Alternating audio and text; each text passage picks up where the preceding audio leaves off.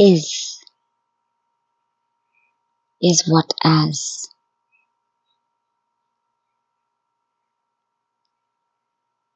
Couple of questions and conversations about that we keep hearing, right? About to be with what is and how that kind of translates.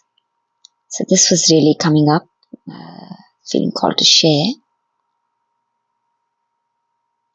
You know, when we are, everything is phenomena, right?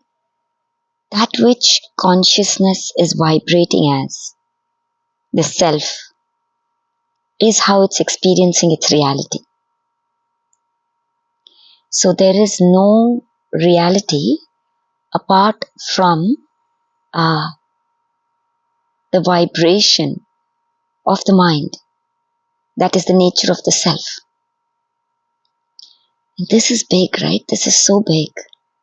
Because especially when we are playing as the Dwapar Yuga state of mind, even at the subtlest levels, we have the belief because of the five senses that look outwards. So naturally, if we were to parse it through our five sensory system, through our five senses, right, and the intellectual mind and that whole system, structure, we can say, what we think of as what is, that isness, which also includes as what is experienced, one may say, what is experienced, is as if it has an outer to it. Or even if it has an inner, it has a flavor of as if it is, this is the key, as if it is existing independently from that which I am. This is very, very key.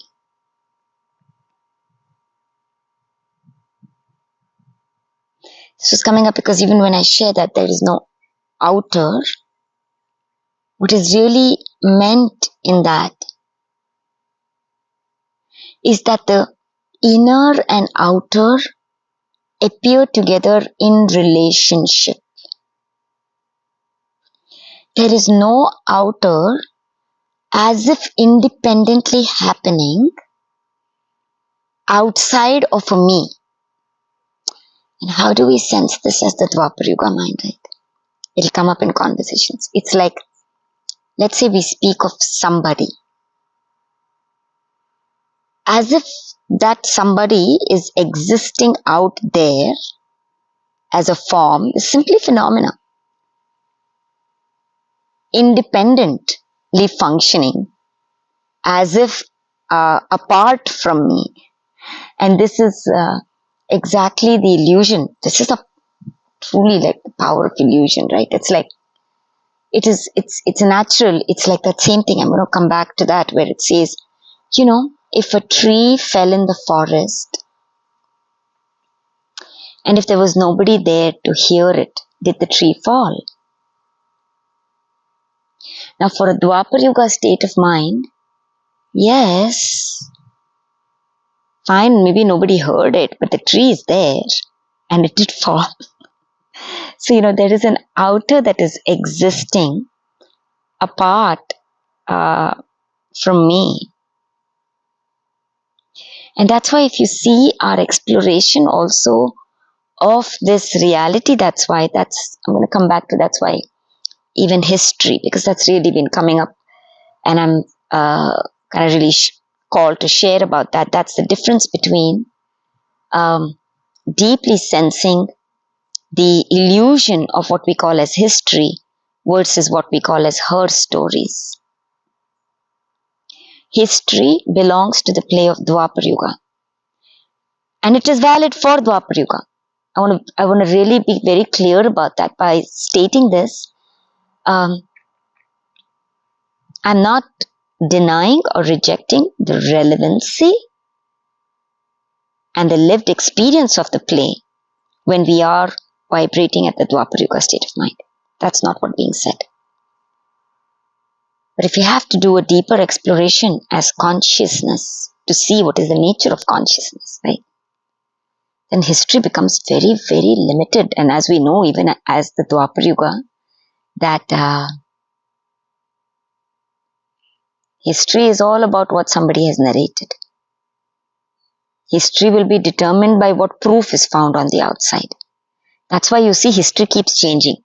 Tomorrow, new evidence, suddenly the whole history changes, right? So it's in relationship with an outer happening based on proof, based on evidence.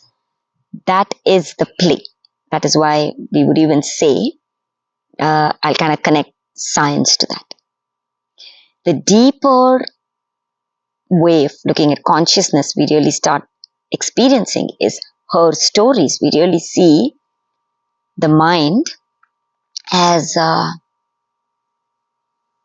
every state of consciousness, everything is experiencing reality based on its own vibration.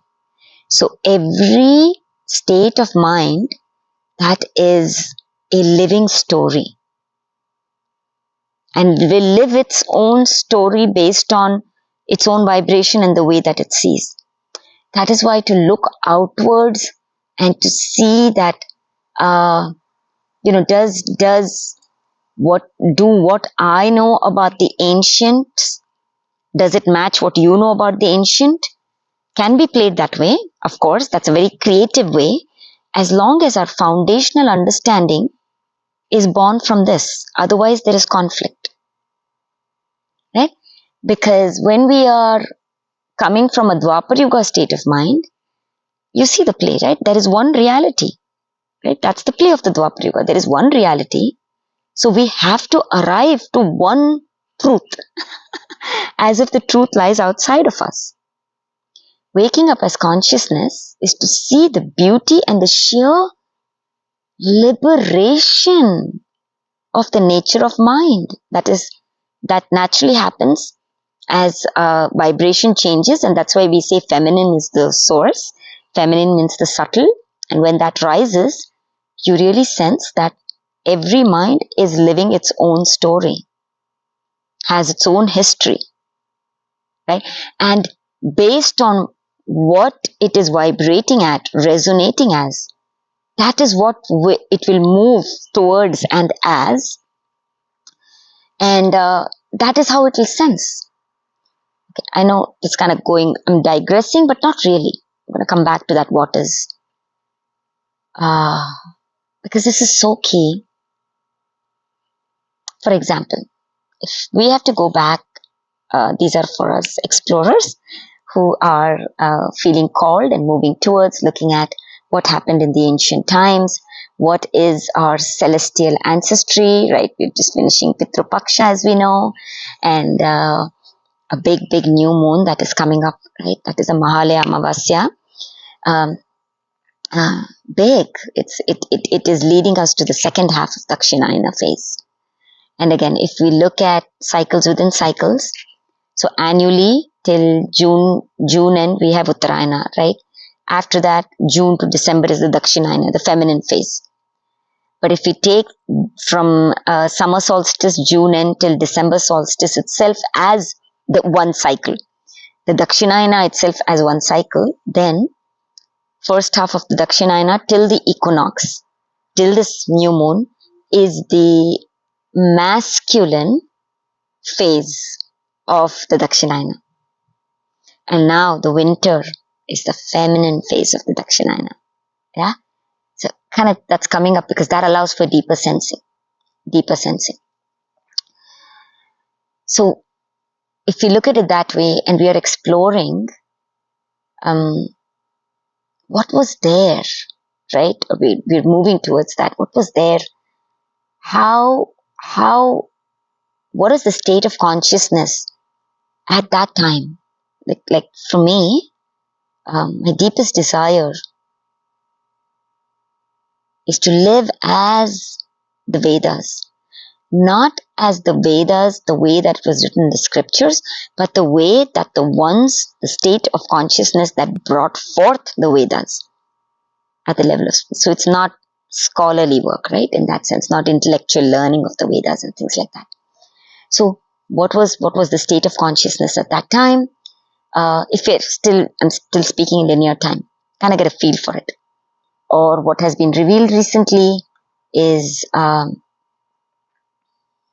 Egypt, right? During that time, when the wave kind of appeared to move on the outer level from that point, somewhere in the Himalayas, I don't know where it is, but that thing that was born at that time, that shift that happened when we came into Dwapar Yuga, or Kali Yuga and Dwapar Yuga, from that pure state of consciousness, of isness, into Sumeria, there's that, and even before that, that was Atlantis, Lemuria. What was the state of consciousness at that time? And then, if we have to explore it, what happens when we are exploring this at the Dwapar Yuga state? We naturally look that there are so many different stories. Somebody's saying Atlantis was this, somebody's saying Lemuria was that, somebody's saying, this is what happened in Sumerian times, and then in Egypt, and then in India. Like, what is the truth? As long as we look outside for the truth, as if one truth lies outside, we're still playing at the level of the Dwapar Yuga illusion, as if there is one reality outside.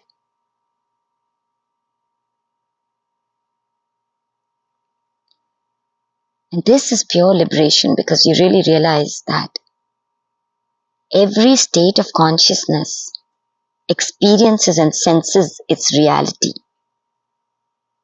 So even when we are getting subtler, and we may have these multi-dimensional truths trickling through and as our state of being, whether it's the celestial linealogy, right? Our lineage, our ancestral, even at the point of the earth, right? What has happened before? How did earth change? What was there before? The way the state of consciousness is vibrating is how it senses and perceives, even when the visions come through. So at one level, there is absolutely no point. If we are looking and interacting with others to kind of see if what I am sensing is true or not. And I want to really share this in point with us who I see as possibilitarians. We are visionaries. We are bringing in a new world. We are at the multi-dimensional. Everybody is this, okay? But I'm talking about a flavor, right? Everybody is this. But our flavor of bringing in will be different, right? So I'm sharing at that level. So if you're the one who has visions, who has images coming in, we know that it's coming in. When we are still vibrating at the Dwapar Yuga level, there is this question, right? There's this doubt. How many of us have lived that? Is this true? Because we're still, and the question comes from that, is this my own mind? Huh? Or was this really true? Then we'll go to an expert to find out. Right? Like there's an expert, So if it matches what that perceived expert is saying, okay, we feel at ease. Okay, maybe I am. But then we are anchored to that expert's knowledge, whoever that expert is to really see this. Because the remnants of the Dwapar Yuga state is still there. So we believe there is one truth. There was one history. There is one. That's why it's her stories. Shakti says, even as mind, that is the beauty of my play. Shiva's eye is infinite. Right? Shakti is Shiva's eye, Shiva's mind. Mind is experience. But when at the Dwapar Yuga level, if I say experience, at the gross level, when we are vibrating as Kali Yuga, we'll see experiences outside of us, right? There's something happening outside of me. You know, that happened and that guy said this and this and this. We speak about it and we carry that vision in our mind as if it happened outside. And we don't realize that everything is arising in the moment. There is no outside at all. So then we realize there is no experience happening outside. Experience is an inner thing. We wake up to that. What? I am is pure experiencing. It's a verb. There are no nouns. There are no objects. It is experienced as that when the mind is vibrating like this. Subject, object. All there is, in some way to put it, is the subject. And that is what Shakti reminds us really, because she says, I'm pure liberation. Do you not see that the I am still awareness and that which you label as experience are both coming together? So this is like Shiva Shakti. The more we kind of dissolve and come into Treta Yuga, Satya Yuga, it becomes one. We see Shiva Shakti as one. And that means there is only this spontaneous, timeless arising. That's all there is.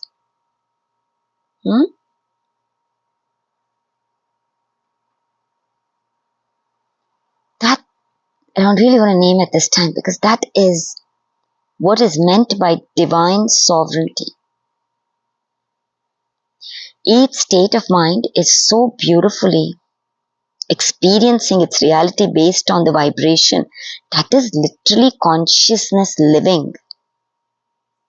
And uniquely, like if you want to look at it that way, source, soul, whatever you want to call it, oversoul, soul, is experiencing itself as a person. That's the Kali Yuga, Dwapara Yuga play. And then the soul has its own pace to wake up. Has its own way. That's how it's a dynamic living story. It's sensing. When we know this, we awaken to the Satyuga sovereignty, that reality shines not just through me, because the through me still has a me. It is me. And it is as me.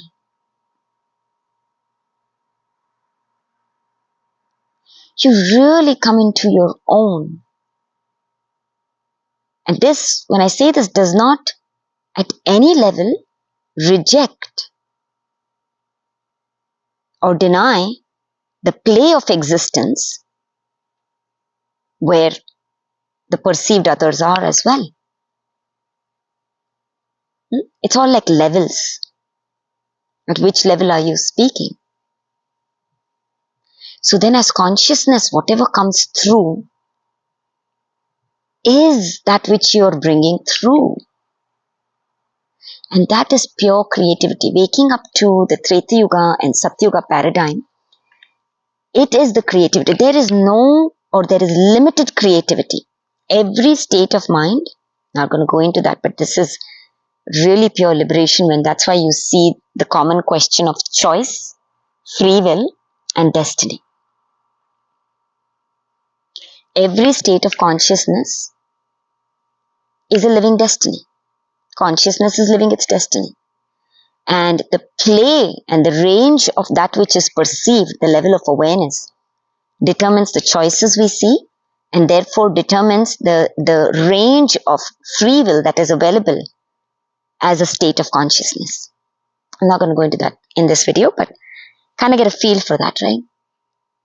So when we are as timeless, what we label as timeless as the I am, with and as every arising moment, empty, these are the two characteristics, completely empty, timeless, with and every moment as arising, being with what is arising, that is the state of absolute liberation. That is the state of where destiny, free will, everything kind of meld together. So there is no concept of a choice as well, because consciousness is a living choice. coming back to this, really important to know, to kind of explore this, right? Sense into this.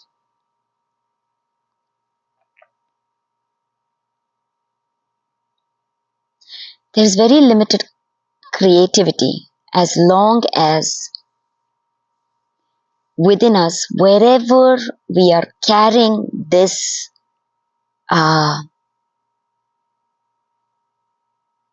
definition that there is an outer that we need to agree to. There is an outer. And that is why to live the Satyuga paradigm can seem like you're mad to the world. That you may live in a fantasy world, that you might be crazy. Because there's no predictability, there's no place to stand. Because every moment is different.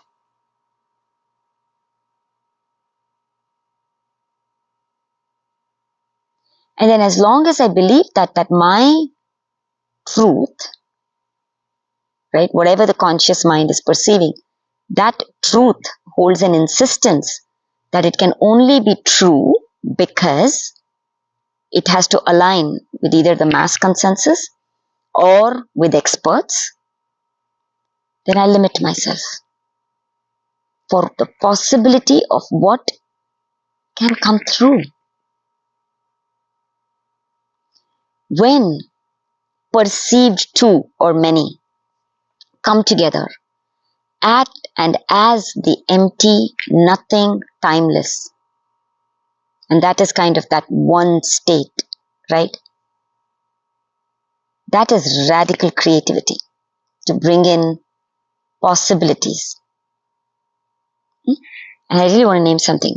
At this point, that's why you never ever you speak of another or an outer experience or a situation as if it is existing outside of you.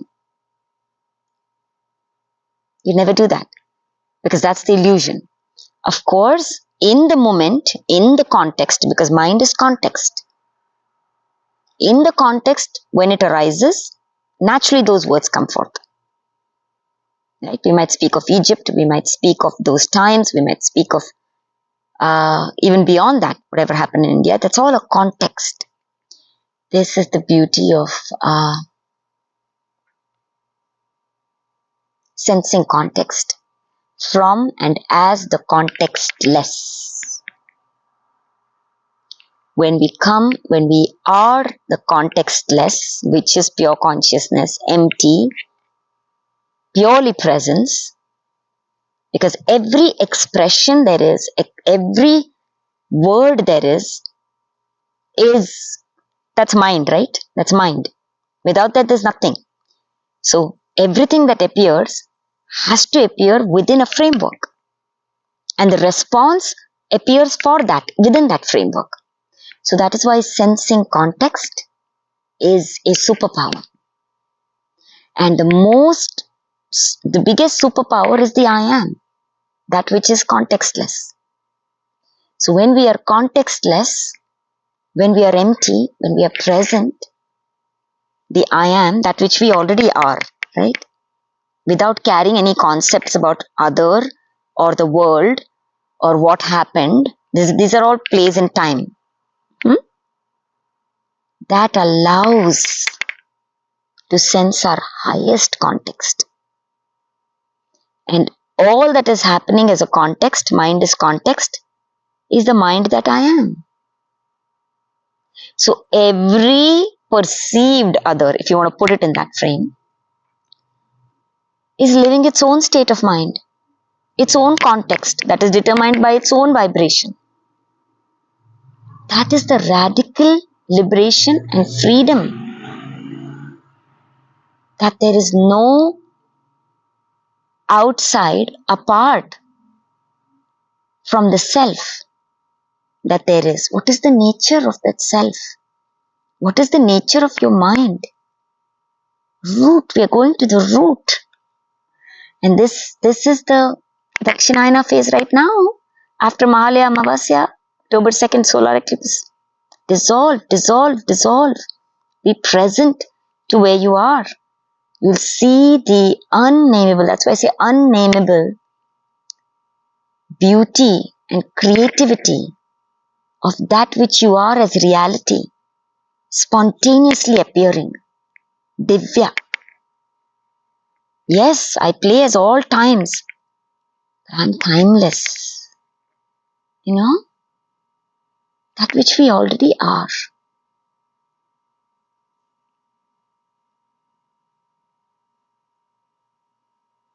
And then you're free. Now I want to say you're free. That's not true, right?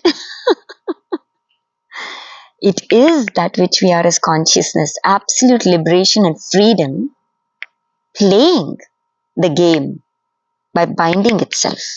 That's the vibration, right? Vrittis. Playing the yugas. I can play. I can show up as my form, as my name, as my role. And that's why being contextless, timeless, is pure fun and liberation. Because then, it's like the one, when you are as consciousness, when you're contextless, you are at home. You can appear at any context and relate to it, relate as it.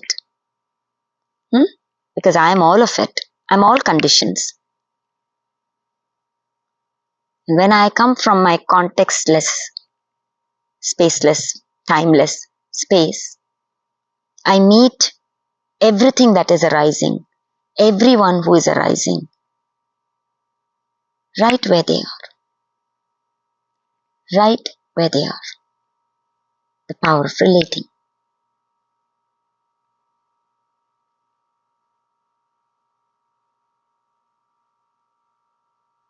So powerful. I think the key, kind of sensing what is the deepest desire. And always, my deepest desire that flows is for the self to wake up to its unnameable truth, to see the freedom, the love, the joy, the peace that which we already are. That which we already are. And that does not mean it can appear that way, of course, right? Once you're free, then you're free. Whatever is pure perfection. That's what you as source are playing. But the beauty of that fight that is there, right? This is true, this is not, this is right, this is wrong. The dissolving of that. And then you're able to show up wherever you are in and as that space. And that is what which we already are. That I think is the key. I already am that. It's a beautiful way of sensing. Just sitting with the question, I already am, allows this journey of transformation of anything that we sense as a possibility and our mind might put outside of ourselves. To say, wow, if I perceive it, if I see it, I'm already that.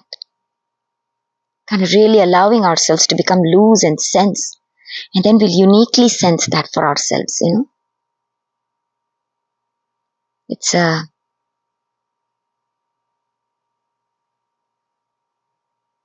and that love and that joy, that state of being is what ripples as our world. Is what ripples as our world.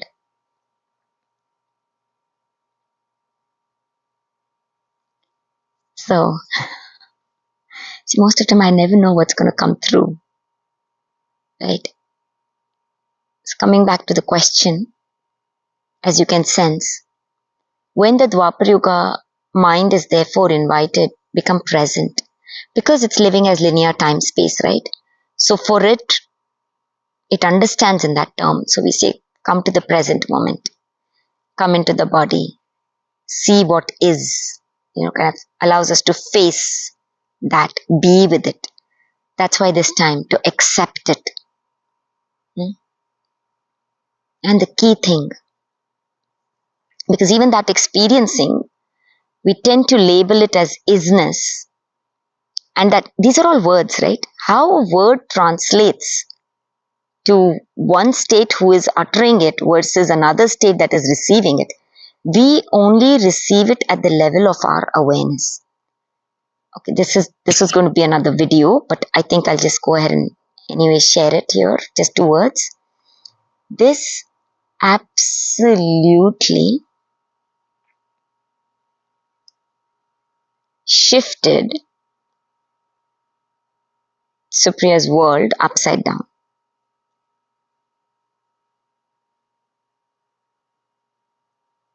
I often get this question, right?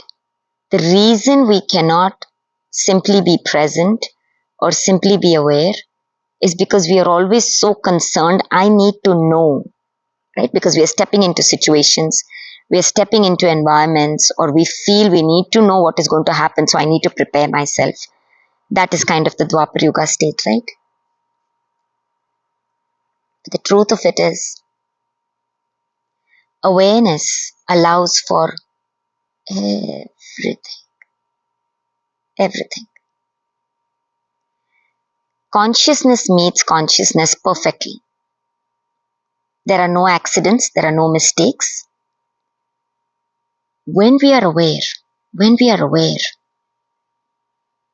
we can navigate beautifully with anything and everything that arises in the moment.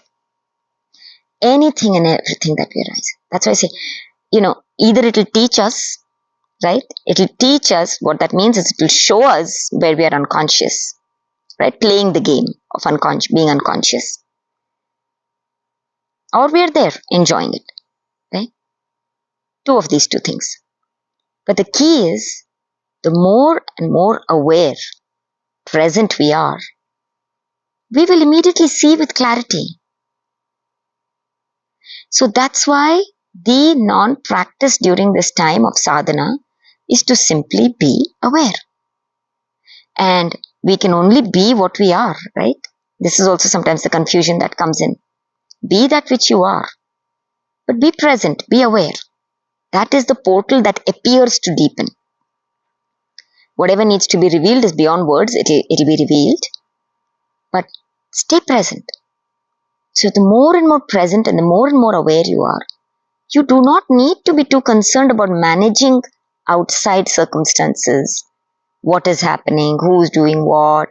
All of that that doesn't even come into your thing. Everything that is appearing to appear right now in front, whoever is, you're aware. And that sharpness of your awareness reveals things. It's an unnameable intelligence, divine intelligence. Right?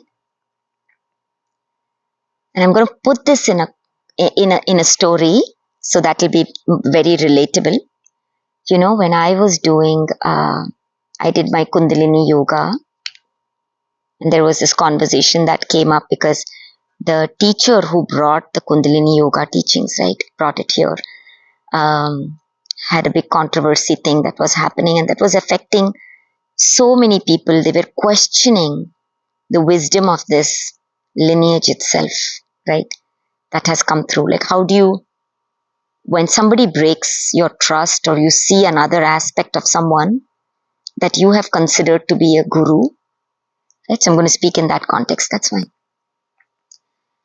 And you see that they had these failings, or how they had this power that we can see was so-called misused. It can be very painful, right? It's like your trust in something, and then your trust in the knowledge itself, kind of shakes, right? It shakes. And this is where to really remember that consciousness is vibrating here as states of consciousness. We can learn from everybody, not the one who appears to be enlightened or speaks large words. We can when we are present, and I love Ram Dass's words on this really. It says, when you listen, everything and everybody is a guru. And a deeper aspect of that in my experience is that because you are aware and leading as your Guru Tattva. That is what it is. So when you are aware, you will be able to play with every situation and everyone. There's equanimity. Learn from everyone by sensing the Guru Tattva in everyone. So, and same applies when you go to a so-called Guru as well, right? You will be able to take in, and this is the Sattva quality. Saraswati's vehicle is the swan. You know what the quality of the swan is, right? Every vehicle is the embodiment, right? Saraswati's swan quality is that it can be so discerning that when it's drinking milk, it can take what is needed as the milk solids and leave the water apart. That's the quality of a swan. That is the Sattva quality. And Sattva is the leading edge. Okay? So that's why so much emphasis is given, because as form, as energy, right? Even if you look at it, especially when we are not being timeless, I've shared in my previous videos, the single bindu point opens up, and that is the opening up of the wings, right? That you can see that's the opening up of the chakras. The crown and the root chakra are one. Now there's this video that's in making for like this, like, have you felt that as well? Like this August since Lion's Gate and this September with this eclipse, and has been so potent. Can't move at the previous pace at all in some ways, or maybe we can move very fast depending on how you're experiencing it. It's just kind of, we're at that. Just sense the energy. But you kind of feel into it, right? So when we open up as the chakras, the crown and the root chakra are one. They form the boundary of the playground. So when we look at it similarly, that single point consciousness opens up and is always playing as a range. Tamas, Rajas and Sattva. When we are always anchored in as our subtle sense, that literally means where our set point is as that, right? In my, I think last video I had shared about the set point as the subconscious, right? Because one way to look at it is the unconscious is kind of, there's nothing there in one sense, right? But if you look at it as unconscious or your subconscious or subtle body state, that is when we are at our standing at the Sattva quality. That's the leading edge, subtle sensing. When we come as that Sattva subtle sensing state, we become like this extrasensory perceptive being. We hear beyond the words. We see beyond the form and the face. And of course, at that point, there is no judgment. There is none of that, because we know that we are only meeting ourselves, the beauty of ourselves, and I am playing as everybody, right? The guru is also me. The sinner is also me.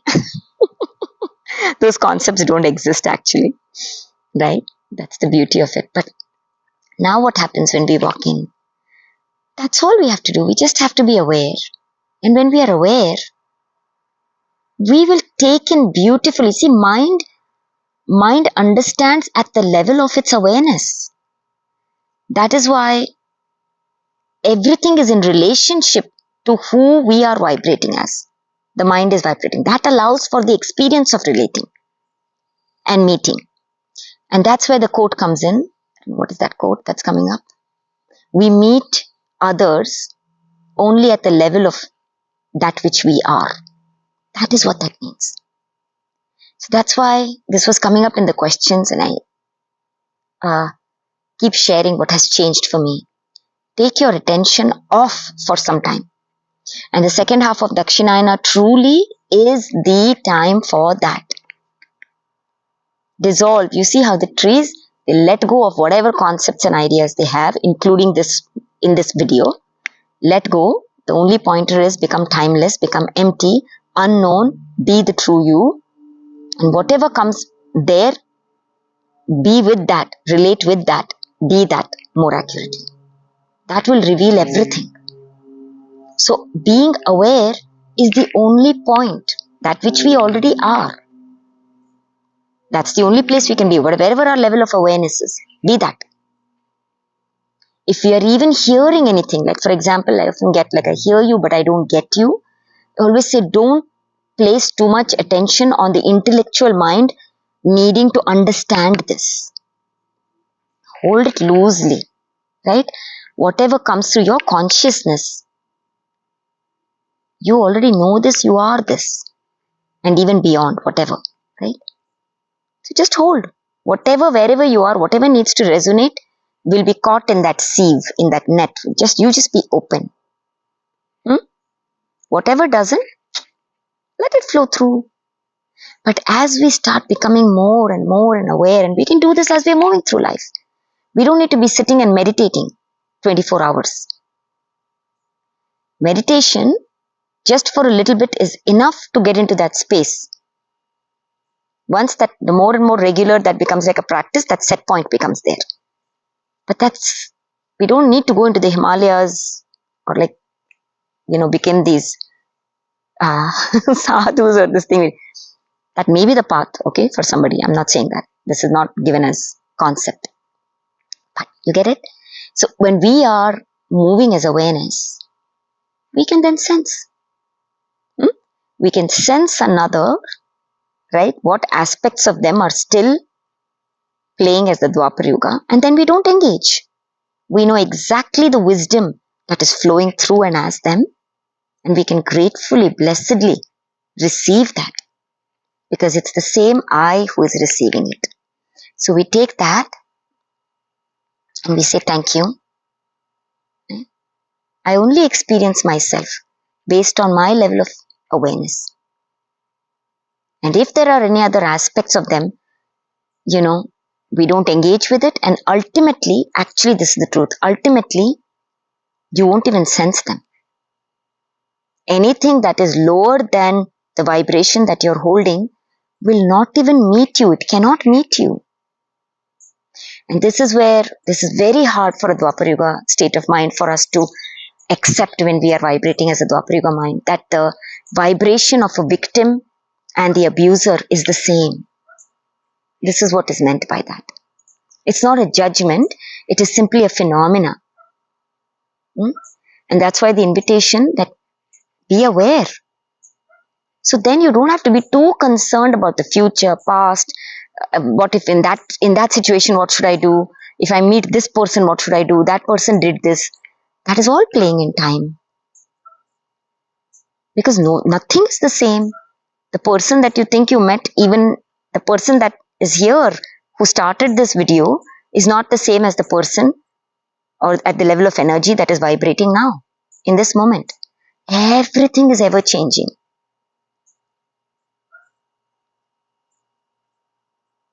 Everything is ever changing. What am I doing holding concepts about anyone, including myself? This is the thing of I don't know. This is so beautiful, because then I'm just present and I meet whatever is arising as the self in the moment. Whatever arises is perfection. And whoever I meet them there, in that moment. Not with an idea of who I think they are. I'm not meeting myself with an idea of who I think I am. So all that is needed ultimately is to be aware. That allows for response ability. My ability to then respond to what is.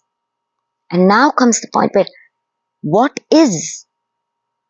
Who determines what is? It is determined by the level of awareness, the vibration, the state of consciousness. So when we speak of a situation that happened in our past or somebody's past, or we speak of somebody else as if that is, okay, in a context, of course, it can come up, that's fine. That's not what I'm saying. But when we carry that as a concept, we carry ideas about another or a situation that has happened as a what is happened, then we are playing as illusion. And that's fine. That's one level of illusion. That in the Dwapar Yuga play, that holds a certain value, right? Especially in that context, if we are exploring or some conflicts come up and we say, this is what happened in the past, this is what happened, and in that context, we need to know that the context is that. But ultimate liberation, that's why, is to be contextless, because that is when we can really step into any context, no matter what that environment is holding, that vibration, right, is only the way that we will experience it. Okay. So what is not the same for everybody. What is a reflection of who is the one as what. The isness is the asness, I amness, beingness, vibration, state of consciousness. And isn't this pure liberation? Because we can choose one way to look at it. Our state of being, our state of consciousness. This is when we really come to the point there is no experience outside of us. This is radical self-responsibility. I get to determine the experience of how anything is appearing as. I get to determine the experience. The more and more we start doing this, being this, right? It's even more than doing. It's being. This is where the doing and the being become one. This is the experience of the Tao, effortless effort. And of course, naturally, Dwapar Yuga, when we are playing as the Dwapar Yuga, that's a denser level. We cannot take, we don't understand, what do you mean take responsibility for something that somebody else did? It's not like that. It's this. It's understanding that responsibility is determined. Responsibility already is. That is the nature of mind. That we call as reaction also is the Kali Yuga responsibility. Because we are completely playing at a denser level of awareness as if things are happening outside. So we are just reacting to somebody.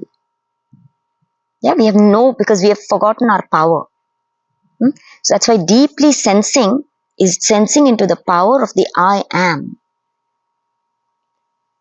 So what is determined by I amness. As what I walk into a situation, as what I am seeing, determines the interpretation of what is. When I walk in as consciousness, timeless, this thing, that's pure discernment and wisdom, right? I'll do, naturally the consciousness moves to do whatever needs to be done, right? But it's very clear that the experience that is there is an inner experience, one way to put it. It's not even inner or outer. And that's where we say I am is pure experiencing. And that experience is time-space. Then experience is not outer experience, this thing. It simply is isness, which is an asness.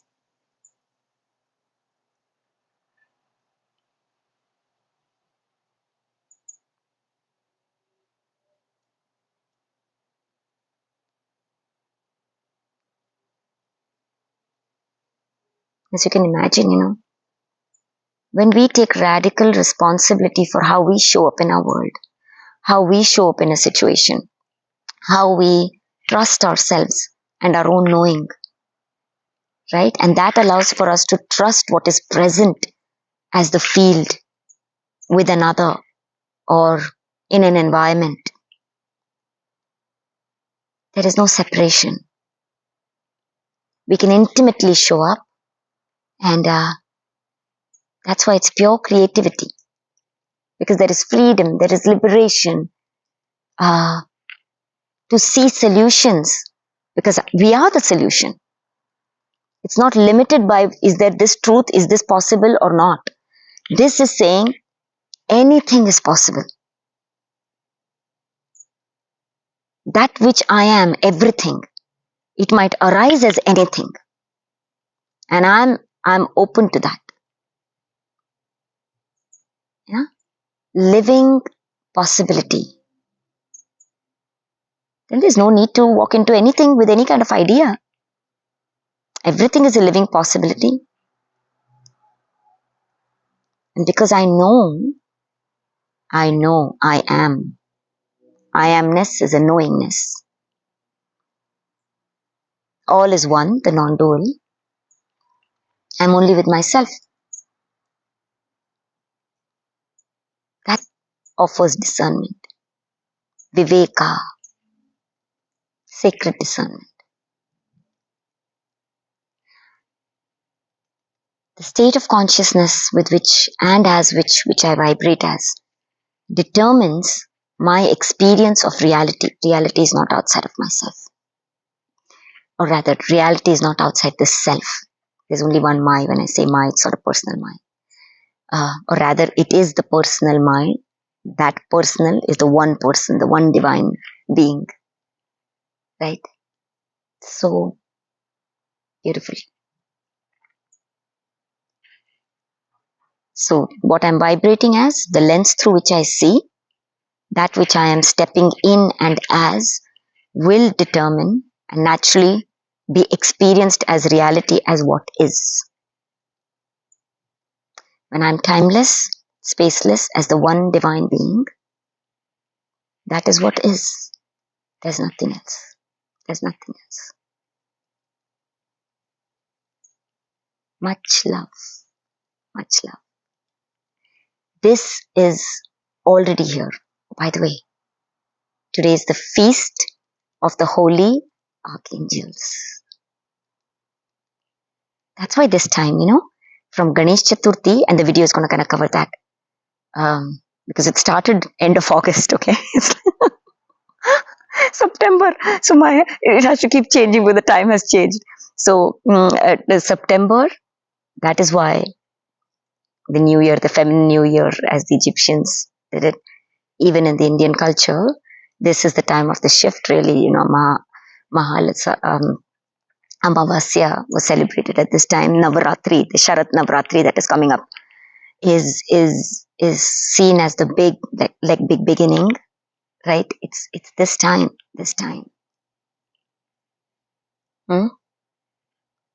Align with nature, the timeless, will take you in. This is the dissolution of the identity that lives as linear time space. It's the revelation of the I am. The unnameable mind as the one mind, Om. Only I am.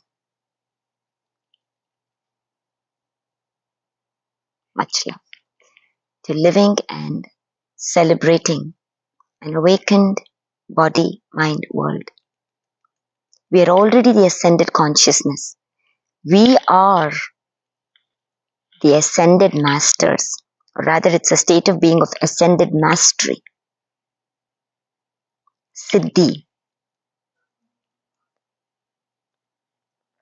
All the soul essences of all the ascended masters and mistresses. We are already that. And how am I already that is a beautiful way to explore. Much love. Have a beautiful rest of your day.